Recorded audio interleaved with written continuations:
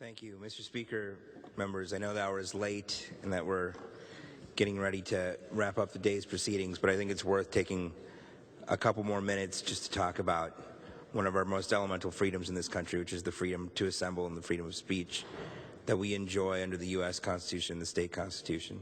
I want to thank my colleague from the 78th for bringing this privilege resolution forward and the importance that it means not only in terms of what it represents, but in terms of what it means in the day-to-day operations of the Capitol. We've seen extraordinary times this session where not only rights in the workplace were trampled, but oftentimes people felt like their First Amendment rights were trampled, their rights to be heard were trampled. And no doubt we raised the controversy to new levels that people never thought they would see in this building in terms of the number of people who came here to protest their government.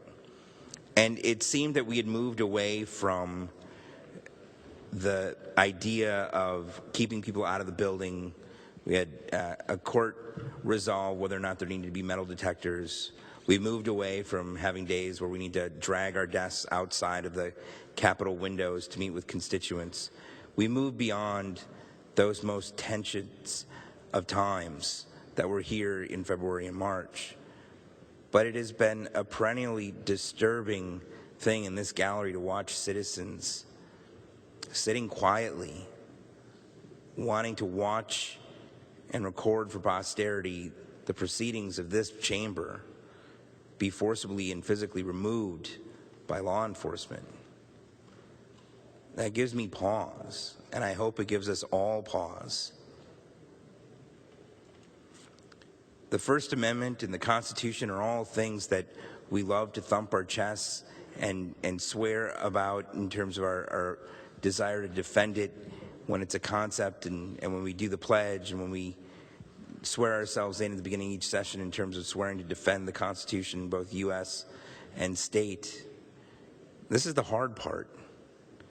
This is the part of allowing those liberties to continue even when you find the opinions expressed disagreeable, or even when you find the citizens assembling in the gallery inconvenient. The true test of our commitment to the First Amendment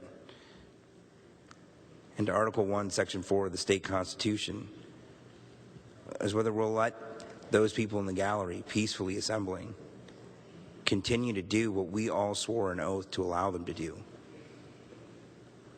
Now, I know the way things usually go in this body, they fall down on party lines. It's the end of the night.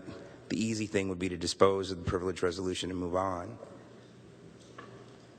But I hope that this is one area where we can all agree that peaceful assembling of the general public in our galleries has no place in partisan politics, and that's something that we should all be able to rally around at the end of this long day. My honor,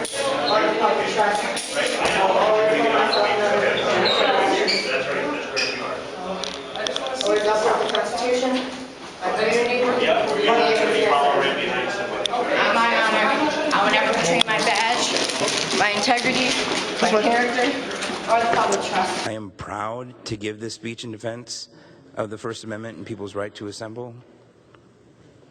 But I would be even more proud if we could come together and unanimously approve this important measure. Thank you, Mr. Speaker. Yeah, videotape up here. Please put the camera away. 8 times, and 6 executive sessions.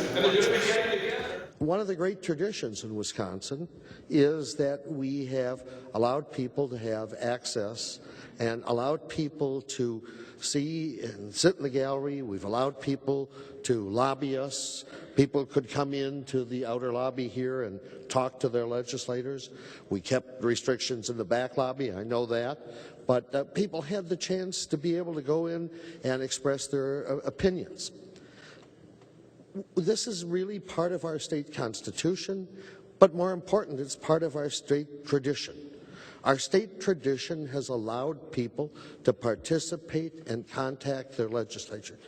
This is sort of fundamental to the U.S. Constitution and fundamental to the state Constitution. People should have and have always had, it appears up to this time, the right to petition their government for the redress of their grievances. That's what's going on here. People are petitioning the government and asking for the redress of their grievances. This is also a protected free speech issue. I mean, people ought to be able to wear signs, wear buttons, do what they want in terms of advocating, so long as they're not disruptive. But I think people ought to be here and watch us. People ought to have that opportunity to talk to us. I think the vast majority of people in this state want that opportunity. Right now, yes, it's people who are upset with what the governor has done. There's no question that is what triggered the intensity of the feelings. But earlier, a year ago, it was the Tea Party people coming here. I have to tell you, I had Tea Party people from my district in my office, and I talked with them, and they were welcome in my office. We talked and we dialogued, and I had absolutely no problem. What I'm seeing now is we're not as easily willing to listen. We're not as easily willing to let people be heard. But most important, this is an impairment on our on the constitutional rights of people. And I'm troubled when I see that. Those of us who are civil liberty supporters or libertarians recognize the importance of being constitutional. And that's the role of a constitutional conservative. And I know some of you are constitutional conservatives. I can't understand how people who hold themselves out to be persons who support the Constitution, who support the Bill of Rights, don't understand and don't support the right of people to petition the government, the right of people to be heard, and the right to exercise their free speech rights. I hope some of you try at least look at this objectively. The importance of preserving the constitutional rights of people, the importance of that, I think, outweighs anything. And I certainly support the position of the gentleman from the 78th. I'm glad he took the initiative here because he beat me. Otherwise, I was going to take the initiative here because I think we're treading on a dangerous ground, and I urge you to support this privileged resolution. Gentleman from the 78th moves that we take up. That was not meant to be sarcastic. It's just getting late. No worries. To suspend the rules and withdraw Assembly Resolution 17 from the Committee on Organization at this time. Gentleman from the 78th. Thank you, Mr. Speaker. What this resolution is trying to address, I think, what many of us have been trying to address, but maybe not quite knowing how to around this building. There's no question that this session, and I feel especially bad for the freshmen here, has been a very unique session, and I use that word in the most polite possible way to try to describe the session we've had. The governor early in the year dropped an atom bomb on the Capitol, and we were the people that were left to pick it up. And while the governor was busy dividing families and neighbors and friends across the state, we had to kind of endure that. We had tens of thousands of people at the Capitol. It was a very difficult session. We had our longest session in history before we were shut off. I think it went to about 62 hours of nonstop session, as you especially well know, Mr. Speaker. And I think one of the biggest problems that we've been doing that's been a very visible continuation of what started this year has been the really rejection of people's free speech rights in committees and galleries to, one, they're watching us now. That's one thing I think we all know. They're watching us a lot closer. I think some of my constituents know some of the bills better than I do sometimes when I get some of the questions. They're very specific, good questions because they're following us.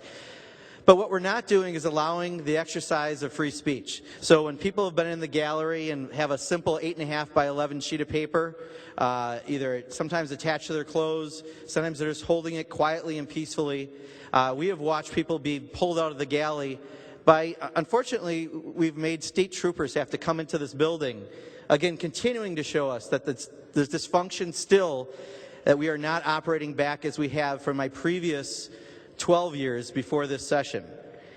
And people have a free speech right to be able to come and watch us and to peacefully protest. And I think that's what you've been seeing so often. I know I was in a committee hearing last week, and I think it came to a culmination when it started happening in committee hearings that we're kicking people out who are sitting quietly holding the state constitution. because that says they have the free speech right to be here. That's why some of us are wearing buttons to show solidarity, that we think people have free speech rights. The public has a right to free speech, to be able to watch us function as a governmental body, and they have a right to do something. It's a simple, peaceful protest, as I think you're watching right now. I mean, I don't know about you. I'm distracted now because I'm looking up there and I'm pointing up there, but if I wasn't, you wouldn't even know they were here, because they're doing what they are doing for the democratic process, which is watching us do our jobs. It's no different than if they're watching it on Wisconsin Eye. In fact, in Wisconsin Eye, they could be loud and rowdy. Instead, they're here and quiet and being very peaceful and doing their civic duty.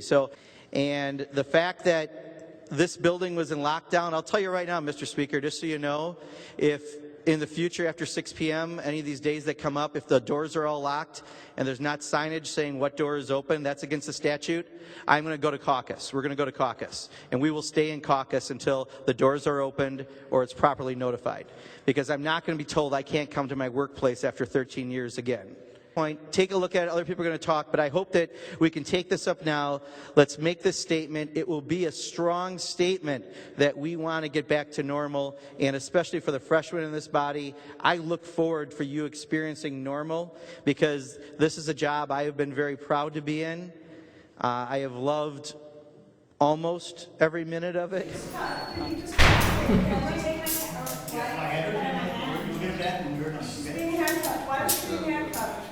When Joe, were you violent? It's very visible. Am I in danger? Dangerous. Your feet aren't shackled, I notice. Thank you, Mr. Speaker. This is my 4th time on the floor of the Assembly as a state representative, and every time I've been on this floor, in this chamber, someone who has been peacefully sitting in the gallery, who I actually didn't even really realize was there, was removed by law enforcement. And they weren't removed because they were disruptive or because they posed some kind of threat. They were removed because they were expressing constitutionally protected speech. This Capitol is really the people's house. It does not belong to us individually, but it belongs to us collectively. And the public should be able to quietly and peacefully watch this body deliberate, wearing a T-shirt or a sticker or a button without fear of being removed from the gallery. Democracy will truly only thrive when our government is open, when our government is transparent, and when our government encourages and facilitates citizen participation in this legislative process. And each person's ability to participate in our government can never and should never be dependent on the content of their speech, or be dependent on a message affixed to their attire or a button or a sticker. And an individual's ability to peacefully participate in the legislative branch should certainly never be contingent on them surrendering their very precious First Amendment rights. And that protecting these rights is not just our moral obligation, but it's certainly our legal obligation as representatives, because we all swore under oath to uphold the state constitution of our great state and the U.S. Constitution. And that is exactly what this resolution does. So as a co-author of this resolution, I urge you to support this resolution, and this should be a bipartisan issue. There's no reason that it shouldn't. Thank you.